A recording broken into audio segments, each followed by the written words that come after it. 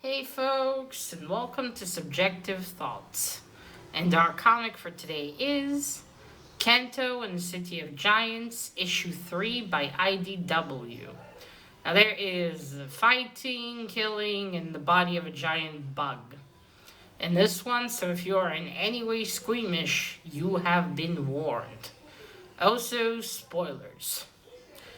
Alright, as you can see in front of you, same thing as with the second issue. On this series, the artist is different. The regular artist is Drew Zucker. And also, a funny thing, you also see that probably. For some reason, like the two covers, they show the variant and regular. For some reason, they're the same ones as for issue 2. I mean, they're the ones for issue 2, but they're in issue 3. I wonder if that was a mistake, because you think they'd show the variant for this one and the standard cover for this one, right? At the beginning, like they did there. Yeah, I don't know. I mean, that's it. There isn't going to be a fourth issue, so I guess that was a mistake. Oh well. Anyway, what else did there's something I wanted to mention.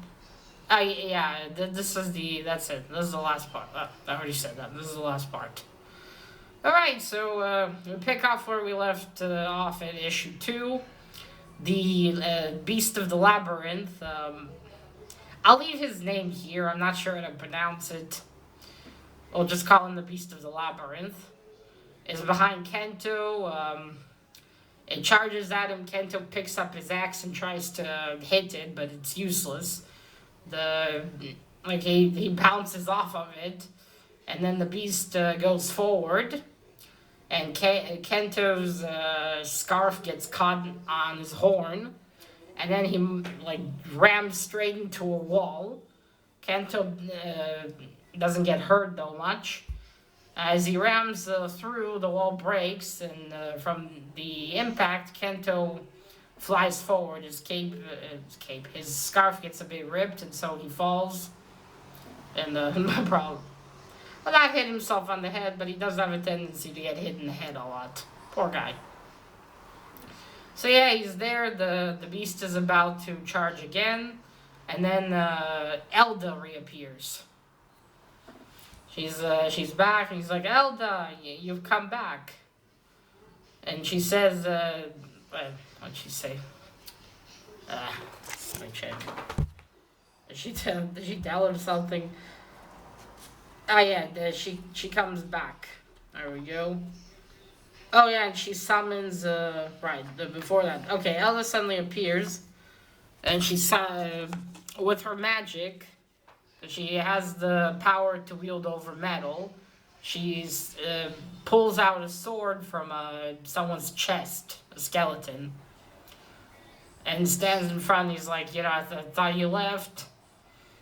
Then he tells the Beast of the Labyrinth, your fight is with me, leave her alone. Canto dear, he is going to smash you. You need Elda's help.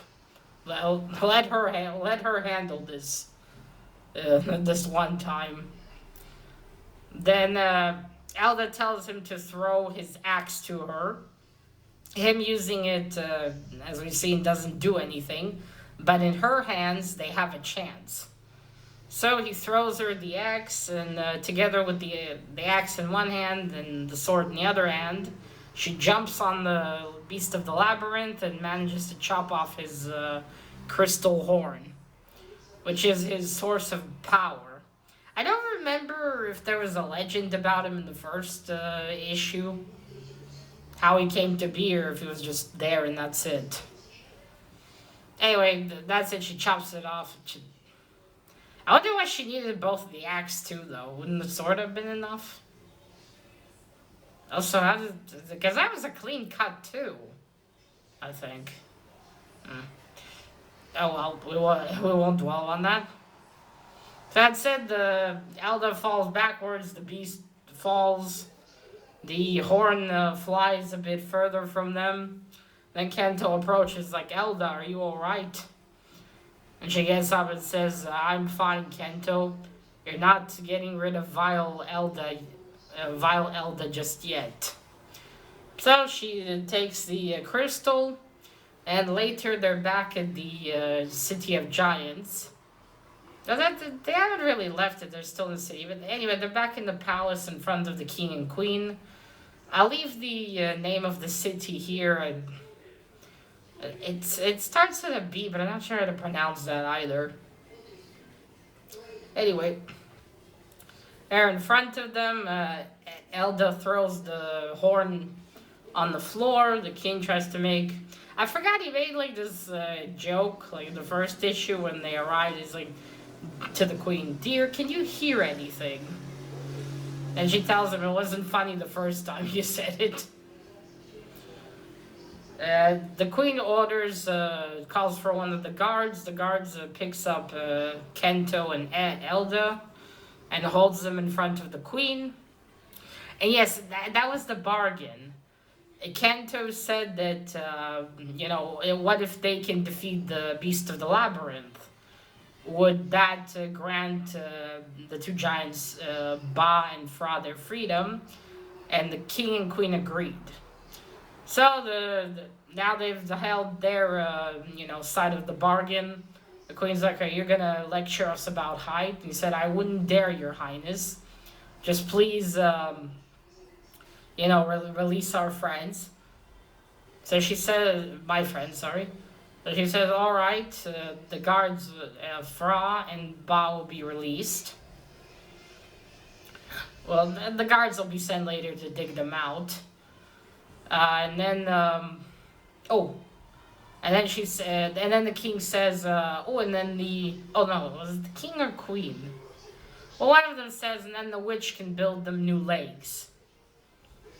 So, and then Elda chimes in, "If I may, your highnesses, I could use the parts from the dead labyrinth beast to build them legs." And the king's like all excited. "Oh, excellent idea. That way that foul beast can bring some good use." And Elda's like, "Someone said something similar to me once." And Canto, "Are you ever going to let it go?" And she said, "Probably. Not likely." The banter between those two is quite funny, actually. The queen also tells Canto, just because they're going to be whole again doesn't mean the people of the city will accept them. But then Canto says, "Well, they're not going to come back here. They're going to join me to fight against the Shrouded Man. And I want to ask you, the giants to also join us." And then the queen gets all serious and she's like, "I was wrong about you, Small Knight. The courage I saw in you was just foolishness." And Canto's like, "The Shrouded Man said the same to me. Said the same thing to me, and you're both wrong." Then Edna said, "Well, Canto promised not to lecture you about height, but I didn't." And she says, "What I learned, size does matter, but bigger doesn't always mean better." And then and they start to leave. Before that, they were the guard put them down on the floor again. Canto's like, "Are you trying to get us stumped?" He tells Edna, and she says, "I'm starting to think. I'm thinking these giants aren't as dangerous as they like us to think." And that's it. They get out. And Edna asks him, "So I'm no longer enslaved. Am I free?" Canto says, "You were never enslaved. You're just imprisoned for your cruelty towards the fairies." That is in Canto and the Clockwork Fairies. There were fairies there that she captured. She ripped their wings out and wanted to put mechanical ones on them. All right. Well, that's it. And then they start making their way out of the city, back to where Fra and Ba are buried up till the neck. And as they go, the Canto is talking to her, "How do I know I can trust you?" And she says, "Well, when the time comes for you to face the Shrouded Man, if Fra and Ba aren't there by your side, then you will know." So, ooh, ominous. Oh, sorry, I forgot to say that the queen was very confident. She said our city has stood for thousands of years and will stand for 1,000 more. And Canto says once the Shrouded Man has his eye on you, you won't be saved. Big or small, everyone will become his slaves. Which, yeah, they think they're safe now, but, I mean, hell, they needed Kento and Elda to fight this beast. They couldn't do anything themselves, and I'm pretty sure they are all bigger than him. So there you go. Because he was killing off, I think the children of the giants. I think he was killing them. Or attacking. I don't remember, but something not good, obviously.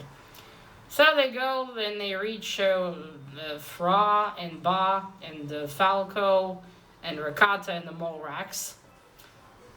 Which one's... Fra, I think it is, sees them. He's like, the Canto. They call him... Both the giants call him the Canto, which is funny. It's like, the Canto has returned. The Molrax runs forward and licks Kento's face. Ba's like, where are they? Because Fry is facing towards them, and Ba is like buried, but his head is towards the opposite direction. And then Kento, behind him, he goes and sees Rakata and Falco. The giant bug from the last issue is now chopped in 3 pieces. Falco's like, so is your adventure as exciting as our... Rakata tells him that. As exciting as us killing a bug 5 times our size. And Kento's like, yeah, something like that. So then that's it. Kento tells the 2 giants that the guards will come and release them. And then Eldo will build them pairs of legs. And when they're ready, they should join. They'll join them to fight the Shrouded Man. And they said, "Yes, we will come to aid you." So he says, "Well, till then, my friends, farewell." And he and Rakata, the Molrax, and Falco start leaving. Fry and Ba have another argument that they're always fighting. They're like, "Oh, you're embarrassing us in front of the Kentos." The Kentos. I mean, shit, they might as well be called the race of the Kentos or the Tin Men, because we don't have a name for them. But anyway, they argue, you're the one full of giddiness when we see the little knights. The Kentos. Yeah, and then Elda hits them both on the head, well, one of them, and says, quiet, or my task will be done right here, right now. They both apologize. As they're walking away, I think it's Rakata who asks, so you've decided to release the witch? And he's like, yeah. Wait, I have to read you what he says, because it's quite funny. 1 second.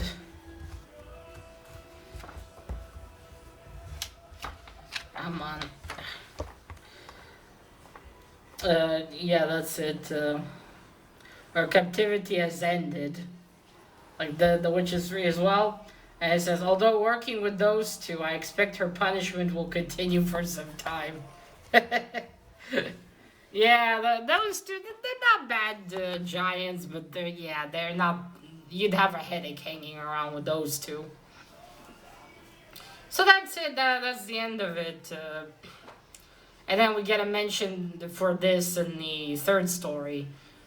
Canto 3, Lionhearted.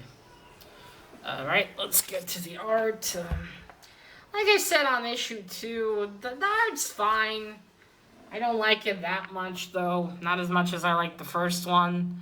The artist, Drew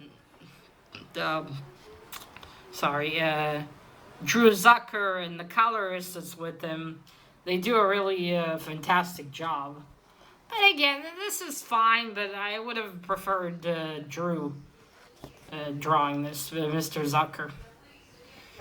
There you go. See, like here, I'm like the cape and all the expressions as well. I don't know, I just think Mr. Zucker does it better. Okay, and there we go. You see running.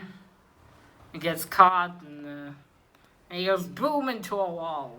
Oh, smashing the poor Canto. Yeah, again, this art is fine, but it could be because I'm biased as well, because I love the original style for this. But this is also fine. Cover is also by the same artist. What was his name?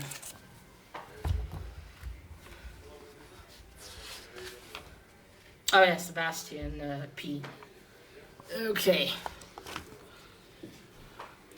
So this is a pretty good mini story. I'd have to say I think Canto and the Clockwork Fairies was far better than this. And like I mentioned in the video for issue 2, they should have just combined all this into one long one shot, and that's it, instead of doing these 3 parts. Because altogether, there's, I think it would have been better in just one part, and that's it. All in just a much thicker one shot than what they did here. But again, that's just me, maybe. Then again, like not much is happening, especially in the last 2 issues. I don't know. If it was me, I would have made it into one. Also, the fight with the labyrinth beast was not as impressive as I thought it would be. I thought it'd be a little, cooler. We get to see them struggling and fighting that beast, trying to defeat it. And then Elda just appearing, and oh yeah, also when he talks to Elda, he thought you left me, and she said I did. But then I heard what you said to the Shrouded Man. That, I think I'll betray you, and you thought I wouldn't. And it's not that she wanted to prove Canto wrong, it's just she much more preferred to prove to prove Canto right. She just wanted to prove the Shrouded Man wrong. So yeah, it's hard to tell if Elda will come through in the end or not. We'll have to wait and see for the last 2 issues of Canto 3 Lionhearted. But yeah, overall, what was I saying? Something with the... Yeah, this, I thought the fight would be more spectacular. But here it's just, Elda took, like, the 2 weapons and just cut off the horn, and that's it. I don't know, I was expecting, in the first issue, I think I was expecting it, to be more tension-filled, they're fighting with all their might against this creature, trying their best to... shit, they could have just had Elda go in there, and that's it. She didn't even need Canto. They couldn't have done anything against it anyways, which probably is the explanation why the Giants couldn't as well, but... did they know? I don't remember. They mentioned in the first issue what kind of creature this was. Did they know anything about it? Because if, in fact, they did, why not try to find a witch like ours to fight this creature? Obviously, if you can't and you're way bigger than him... I don't know. Yeah, this... not one of the best stories in this whole universe and series. Clockwork Fairies, I still think was way better. It's nice. It's nice. Just... I think it could have been more impressive there. It could have had a much better fight and all that, but it is what it is. It wasn't too bad of a fight, just not as exciting as I was hoping it would be. We didn't get to even see much of this labyrinth beast. It's pretty cool, I wish we get to see them struggling more against it, to see if it, if it was smart when it attacked. Did it just charge forward, or could it sense them or something? And I wish I knew how it was created as well, because as soon as this is destroyed, chopped off of him, it just dies, so... I guess that was what was keeping it alive, and who created it, even? I'll have to, at some point, go back, find issue 1 and reread it. Maybe some of the answers are there. I just don't remember. Alright, but yeah, overall, it was nice. It's, it does give you, of course, a little piece of information for the third series. Like Canto and the Clockwork Fairies did for the second series. So yeah, that's about it. I don't think I have anything else to add. Alright, so let me know if you've read this. One thing though, I kind of wish now I did combine these two in one video. I think it would have been like had a half an hour video, but the last one was relatively short for me as well. Could I just combine these two and it would have been... Yeah, maybe I should have done that. Oh well, it is what it is. Alright folks, so let me know if you read this one. Have you been reading Canto? What do you think about Canto? And that is it. Now remember, till next time, collect what you're passionate about and share it on YouTube. Bye!